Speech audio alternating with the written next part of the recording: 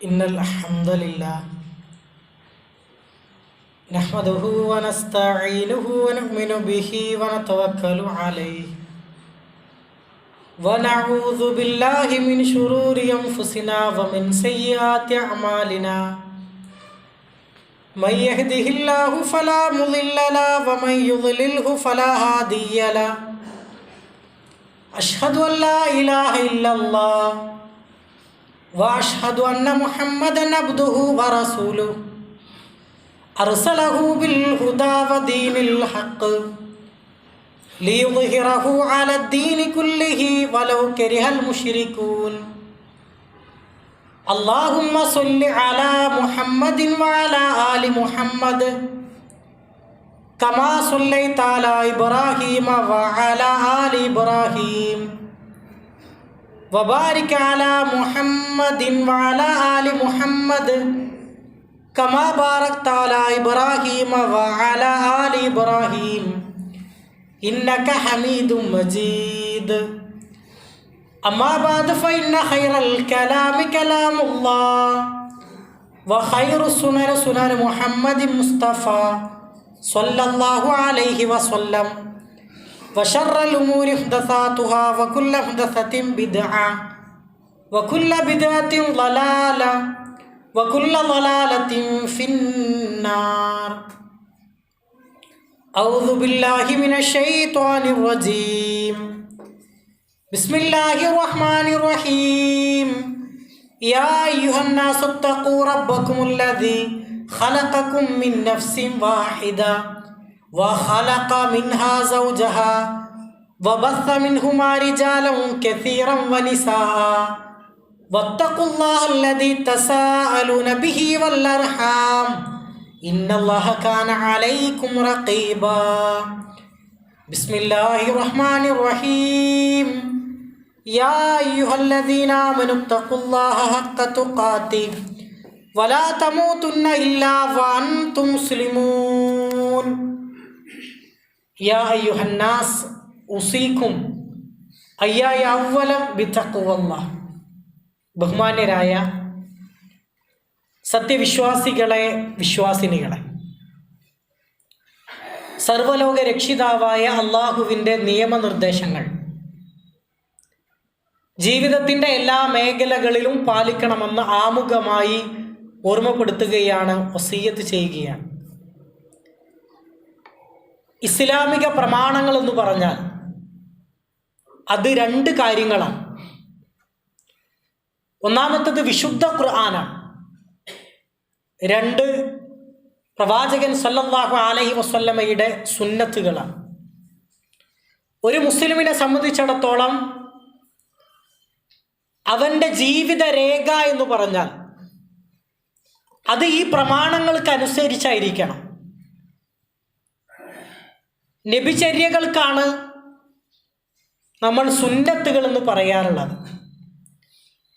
അതേപോലെ തന്നെ ഹദീസുകൾ എന്നും നമ്മൾ പറയും. എന്താണ് ഹദീസുകൾ എന്ന് പറഞ്ഞാൽ പ്രവാചകൻ സല്ലല്ലാഹു അലൈഹി വസല്ലമയുടെ സംസാരങ്ങൾ, അതേപോലെ തന്നെ വാക്കുകൾ, പ്രവർത്തികൾ, മൗനാനുവാദങ്ങൾ, ഇതിനെയാണ് നമ്മൾ സുന്നത്ത് അല്ലെങ്കിൽ ഹദീസുകൾ എന്ന് പറയാറുള്ളത്. ഒരു മുസ്ലിമിനെ സംബന്ധിച്ചിടത്തോളം പരിശുദ്ധ ഖുർആനും അതേപോലെ തന്നെ സുന്നത്തുകളും അത് അംഗീകരിക്കലും അതിനനുസരിച്ചു കൊണ്ട് ജീവിക്കലും അവൻ്റെ മേലുള്ള ബാധ്യതയാണ് എന്നാണ്. ഖുർആൻ മാത്രം സ്വീകരിച്ചാൽ പോരാ, അല്ലെങ്കിൽ ഹദീസ് മാത്രം സ്വീകരിച്ചാൽ പോരാ, രണ്ടിനെയും ഒരു വിശ്വാസി സ്വീകരിക്കണം. ഈ രണ്ട് കാര്യങ്ങളെയാണ് ഇസ്ലാമിക പ്രമാണങ്ങൾ എന്ന് നമ്മൾ പറയാറുള്ളത്. വിശുദ്ധ ഖുർആനിൽ അല്ലാഹു തആല പറയുകയാണ്, വമാ ആതാകും റസൂലു ഫഖുദൂഹു വമാ നഹാകും അൻഹു ഫൻതഹു. റസൂലുള്ളാഹി സ്വല്ലല്ലാഹു അലൈഹി വസല്ലമ നൽകിയതിനെ നിങ്ങൾ സ്വീകരിക്കണം. അതേപോലെ തന്നെ ഏതൊരു കാര്യത്തിൽ നിന്നാണോ പ്രവാചകൻ സല്ലല്ലാഹു അലൈഹി വസല്ലമ നമ്മെ വിലക്കിയത് അതിനെ നമ്മുടെ ജീവിതത്തിൽ നിന്ന് ഒഴിവാക്കുകയും വേണം എന്നാണ്. അഥവാ ഹദീസുകളെ ഒരു വിശ്വാസി സ്വീകരിക്കുക എന്നുള്ളത് അവൻ്റെ മേലുള്ള ബാധ്യതയായിക്കൊണ്ടാണ് പരിശുദ്ധ ഖുർആൻ നമ്മെ പഠിപ്പിക്കുന്നത്. ഇനി ആരെങ്കിലും അള്ളാഹുവിനെയും അവൻ്റെ റസൂലിനെയും അഥവാ വിശുദ്ധ ഖുർആനിനെയും ഹദീസിനെയും പിൻപറ്റിക്കൊണ്ട് ഒരാൾ ജീവിക്കുകയാണ് എങ്കിൽ അങ്ങനെയുള്ള ആളുകളാണ് പരലോകത്തെ വിജയികളെന്ന് വിശുദ്ധ ഖുർആൻ നമ്മെ പഠിപ്പിക്കുകയാണ്. വമൻ യുതിഇല്ലാഹ വറസൂലഹു ഫഖദ് ഫാസ ഫൗസൻ അളീമ. ആരെങ്കിലും അള്ളാഹുവിനെയും അതേപോലെ തന്നെ അവൻ്റെ ദൂതനെയും അനുസരിക്കുകയാണ്, അഥവാ വിശുദ്ധ ഖുർആനും ഹദീസുകളും അനുസരിച്ചുകൊണ്ട് ഒരാൾ ജീവിച്ചാൽ അങ്ങനെയുള്ള ആളുകളാണ് പരലോകത്തെ വിജയികളെന്ന് വിശുദ്ധ ഖുർആൻ നമ്മെ പഠിപ്പിക്കുകയാണ്. വളരെ കൃത്യമായി കൊണ്ട് അത് പഠിപ്പിക്കുന്നു. മാത്രവുമല്ല, നിങ്ങൾ അള്ളാഹുവിനെ സ്നേഹിക്കുന്നുവെങ്കിൽ റസൂലുള്ളാഹി സ്വല്ലല്ലാഹു അലൈഹി വസല്ലമയെ പിൻപറ്റണമെന്നാണ്. അങ്ങനെ ഹദീസുകളെ ഒരാൾ പിൻപറ്റിയാൽ അവൻ്റെ ജീവിതത്തിൽ സംഭവിച്ചു പോയ തെറ്റുകുറ്റങ്ങളെ അല്ലാഹു തആല അയാൾക്ക് പുറത്തു കൊടുക്കും. വിശുദ്ധ ഖുർആനിൽ അല്ലാഹു തആല പറയുകയാണ്, ഖുൽ ഇൻ കുൻതും തുഹിബ്ബൂനല്ലാഹ ഫത്തബിഊനി യുഹ്ബിബുകുമുല്ലാഹ് വയഗ്ഫിർ ലക്കും ദുനൂബക്കും. നബിയെ പറയുക, അള്ളാഹുവിനെ സ്നേഹിക്കുന്നുവെങ്കിൽ നിങ്ങൾ എന്നെ പിന്തുടരണം, അഥവാ റസൂലിൻ്റെ ചര്യകളെ നമ്മൾ പിന്തുടരണം. അങ്ങനെ ആരെങ്കിലും പ്രവാചക ചര്യകളെ പിന്തുടരുകയാണെങ്കിൽ തീർച്ചയായും അവരുടെ പാപങ്ങളെ അല്ലാഹു തആല പുറത്തു കൊടുക്കുമെന്നാണ്. ഒന്നാലോചിച്ച് നോക്കൂ, റസൂലുള്ളാഹി സ്വല്ലല്ലാഹു അലൈഹി വസല്ലമയുടെ സുന്നത്തുകളെ ഒരാൾ പിൻപറ്റിയാൽ അയാളുടെ പാപങ്ങൾ അവരെ അല്ലാഹു തആല അയാൾക്ക് പുറത്തു കൊടുക്കുന്ന. പലപ്പോഴും നമ്മുടെയൊക്കെ ജീവിതത്തിൽ ഒരുപാട് ഇസ്ലാമികപരമായ അഭിപ്രായ ഭിന്നതകൾ ഉണ്ടാകും. ചെറിയ കാര്യങ്ങളിൽ വരെ ആളുകൾ വിഭജിച്ചു പോകും. ചില ആളുകൾക്ക് പല രൂപത്തിലുള്ള ഇസ്ലാമികപരമായ സംശയങ്ങൾ ഉണ്ടാകും. നമസ്കാരത്തിൽ കൈ കെട്ടേണ്ടത് എങ്ങനെയാണ്, അതേപോലെ തന്നെ സുബഹി നമസ്കാരത്തിൽ കുനൂത്തുണ്ടോ, ഇതൊക്കെ ഇസ്ലാമികപരമായ വിഷയങ്ങളാണ്. ഇങ്ങനെയുള്ള ഏതെങ്കിലും ഒരു കാര്യത്തിൽ ഒരാൾക്ക് തർക്കമുണ്ടായാൽ, അതേപോലെ തന്നെ അഭിപ്രായ വ്യത്യാസമുണ്ടായാൽ, ഭിന്നതകൾ ഉണ്ടായാൽ, ഇസ്ലാമികപരമായ കാര്യങ്ങളിൽ ഭിന്നതകൾ ഉണ്ടായാൽ അവർ മടങ്ങേണ്ടത് വിശുദ്ധ ഖുർആനിലേക്കും ഹദീസിലേക്കുമാണ് എന്നാണ് വിശുദ്ധ ഖുർആൻ നമ്മെ പഠിപ്പിക്കുന്നത്. ഒരു മുസ്ലിമിന് ഇസ്ലാമികപരമായ കാര്യത്തിൽ ഒരു ഭിന്നത ഉണ്ടായാൽ അവൻ മടങ്ങേണ്ടത് ഖുർആനിലേക്കും സുന്നത്തിലേക്കുമാണ്. പരിശുദ്ധ ഖുർആനിൽ അല്ലാഹു തആല പറയുകയാണ്, ഫഇൻ തനാസഅതും ഫീ ഷൈഇൻ ഫറുദ്ദൂഹു ഇലല്ലാഹി വറസൂലിഹി. നിങ്ങൾക്കിടയിൽ വല്ല കാര്യത്തിലും അഭിപ്രായ ഭിന്നതകൾ ഉണ്ടായാൽ, മുസ്ലിങ്ങൾ എന്ന് പറഞ്ഞാൽ അവർ ഇസ്ലാമിക പ്രമാണങ്ങളിൽ ഒരുമിച്ച് പോകേണ്ടവരാണ്. ഇനി ഇസ്ലാമികപരമായ കാര്യത്തിൽ എന്തെങ്കിലും തെറ്റുകൾ നിങ്ങൾക്ക് പറ്റിയാൽ നിങ്ങൾ മടങ്ങേണ്ടത് പ്രമാണങ്ങളിലേക്കാണ്. അതേതാ പ്രമാണം? ഒന്ന് വിശുദ്ധ ഖുർആൻ, രണ്ടാമത്തത് ഹദീസുകളാണ് എന്ന് അല്ലാഹു തആല നമ്മെ പഠിപ്പിക്കുകയാണ്. ഒരിക്കൽ റസൂലുള്ളാഹി സ്വല്ലല്ലാഹു അലൈഹി വസല്ലം അദ്ദേഹം സ്വഹാബികളോട് പറയുകയാണ്, നിങ്ങൾക്കിടയിൽ രണ്ട് കാര്യങ്ങളെ ഞാൻ വിട്ടേച്ചു പോകുന്നു. ആ രണ്ട് കാര്യങ്ങളെ മുറുകെ പിടിക്കുന്ന കാലം അത്രയും, ആ രണ്ട് കാര്യങ്ങൾക്കനുസരിച്ച് നിങ്ങൾ ജീവിക്കുന്ന കാലം അത്രയും വഴിപിഴക്കുകയില്ല എന്നാണ്.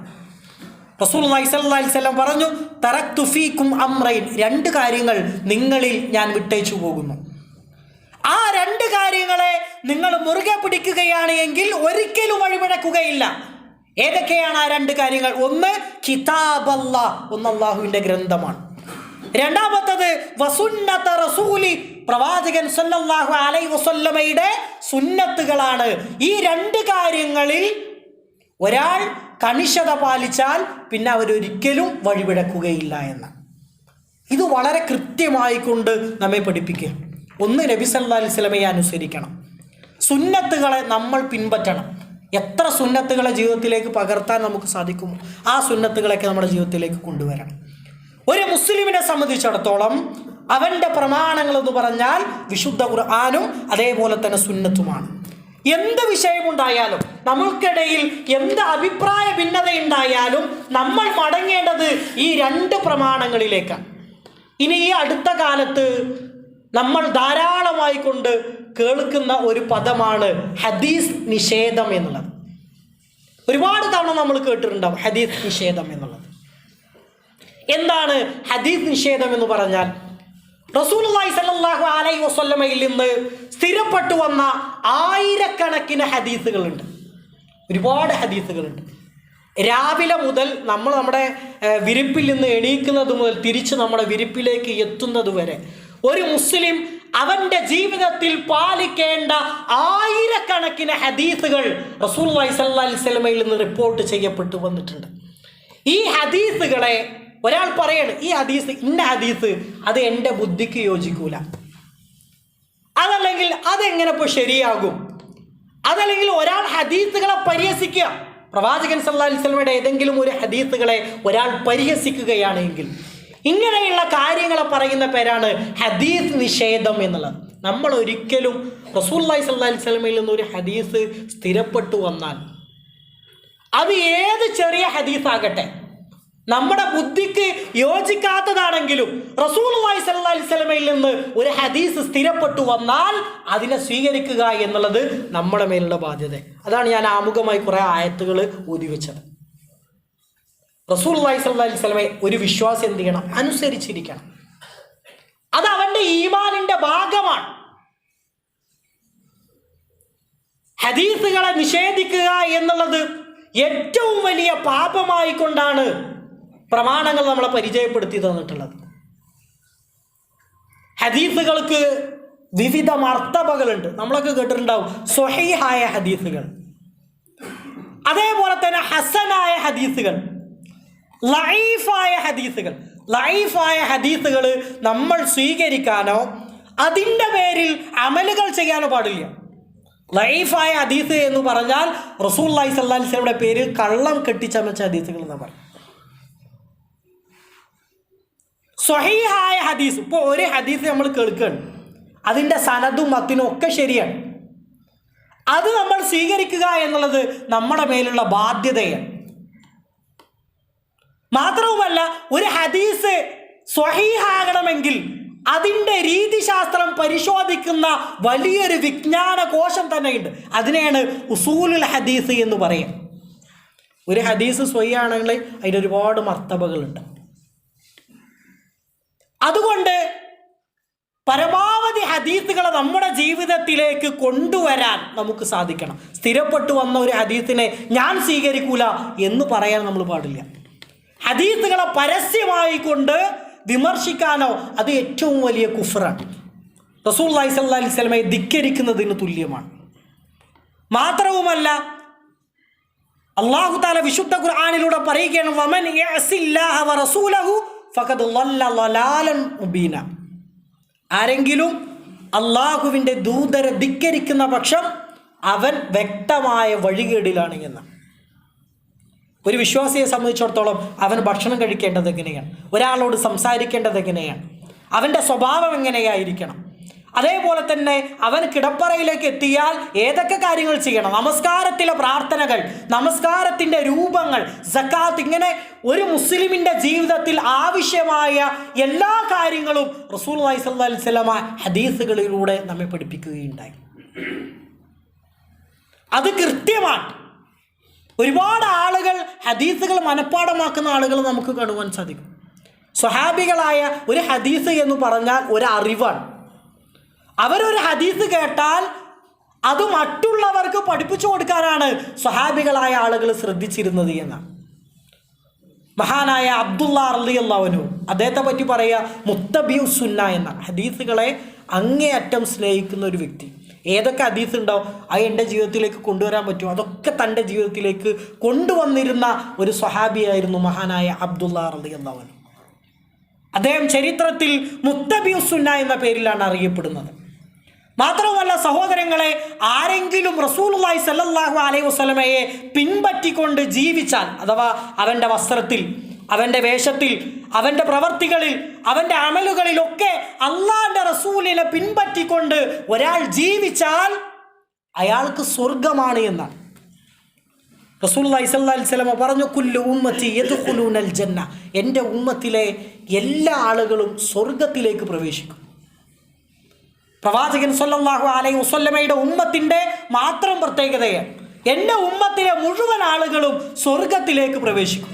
എന്നിട്ട് റസൂലുള്ളാഹി സ്വല്ലല്ലാഹി അലൈഹി വസല്ലം പറഞ്ഞു, ഇല്ലാമൻ അബ, വിസമ്മതിച്ചവരൊഴികെ. അപ്പോൾ സ്വഹാബികൾ ചോദിച്ചു, പ്രവാചകരെ, ആരാണ് ഈ വിസമ്മതിച്ച ആളുകൾ? വിസമ്മതിച്ചവർ സ്വർഗത്തിലേക്ക് പ്രവേശിക്കൂല.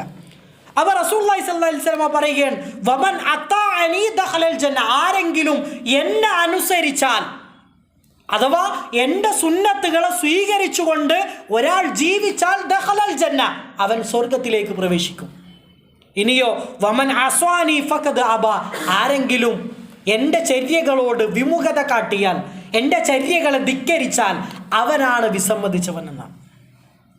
അപ്പോൾ ഒരു മുസ്ലിമായ ആൾ റസൂലുള്ളാഹി സ്വല്ലല്ലാഹി അലൈഹി വസല്ലം പറഞ്ഞ രൂപത്തിൽ ആ ചര്യകൾക്കനുസരിച്ച് ജീവിക്കാൻ, അങ്ങനെ ജീവിച്ചാൽ അവന് സ്വർഗമുണ്ട് എന്ന് റസൂലുള്ളാഹി സ്വല്ലല്ലാഹി അലൈഹി വസല്ലം ഹദീസുകളിലൂടെ നമ്മെ പഠിപ്പിക്കുകയാണ്. അതുകൊണ്ട് സഹോദരങ്ങളെ, പരമാവധി സുന്നത്തുകളെ സ്നേഹിക്കാനും ആ സുന്നത്തുകളെയൊക്കെ നമ്മുടെ ജീവിതത്തിലേക്ക് കൊണ്ടുവരാനും നമുക്ക് സാധിക്കണം. അപ്പോഴാണ് നമ്മുടെ ഈമാൻ പരിപൂർണമാവുകയുള്ളൂ. ഒരുപാട് പണ്ടൊക്കെ ആളുകളുടെ അഹ്ലുൽ ഖുർആൻ എന്നാണ് അവരെ പറ്റി പറയാം. ഖുർആൻ മാത്രമേ അവർ സ്വീകരിക്കുള്ളൂ, ഹദീസുകളൊന്നും സ്വീകരിക്കില്ല. അതേപോലെ തന്നെ ഏറ്റവും കൂടുതൽ ഹദീസ് റിപ്പോർട്ട് ചെയ്ത സ്വഹാബിയാണ് മഹാനായ അബൂ ഹുറൈറ റളിയല്ലാഹു അൻഹു. ആ അബൂ ഹുറൈറ റളിയല്ലാഹുവിൻ്റെ പേരിൽ പച്ചക്കളവ് പ്രചരിപ്പിക്കുന്ന, അദ്ദേഹത്തെ നിഷേധിക്കുന്ന ഒരുപാട് ആളുകളെ നമുക്ക് കാണുവാൻ സാധിക്കും. അബൂ ഹുറൈറ റളിയല്ലാഹു അൻഹു നിഷേധിക്കുന്നതോടുകൂടി ആയിരക്കണക്കിന് ഹദീസുകളെ തള്ളിക്കളയാൻ സാധിക്കും. ഖുർആനിൻ്റെ ആളുകളെന്ന് പറഞ്ഞ് പണ്ട് കാലങ്ങളിൽ ഒരു വിഭാഗം ആളുകൾ തന്നെ ഉണ്ട്, ഒരു ഖുർആനിലുള്ള കാര്യങ്ങൾ മാത്രമേ സ്വീകരിക്കൂ. എന്നാൽ ആ വിശുദ്ധ ഖുർആൻ നമ്മെ പഠിപ്പിച്ചത് 2 പ്രമാണങ്ങളാണെന്നാണ്. ഒന്ന് ഖുർആനും 2 ഹദീസും. ഇത് രണ്ടും ഒരു വിശ്വാസി സ്വീകരിക്കണം. അതനുസരിച്ചായിരിക്കണം അവൻ്റെ ജീവിതം, അതനുസരിച്ചായിരിക്കണം അവൻ്റെ ജീവിതത്തിൽ മുന്നോട്ട് പോകേണ്ടത്. അവർക്കിടയിൽ എന്തെങ്കിലും കാര്യത്തിൽ മുസ്ലിങ്ങൾ ഒരിക്കലും ഭിന്നിച്ചു പോകാൻ പാടില്ല. മുസ്ലിങ്ങൾക്കിടയിൽ ആദർശ വ്യതിയാനങ്ങളോ തർക്കങ്ങളോ സംശയങ്ങളോ ഉണ്ടായാൽ അവൻ മടങ്ങേണ്ടത് ഈ പ്രമാണങ്ങളിലേക്കാണ്. അതാണ് അള്ളാഹു വിശുദ്ധ ഖുർആനിലൂടെ നമ്മെ പഠിപ്പിക്കുന്നത്. അതനുസരിച്ച് നമ്മൾ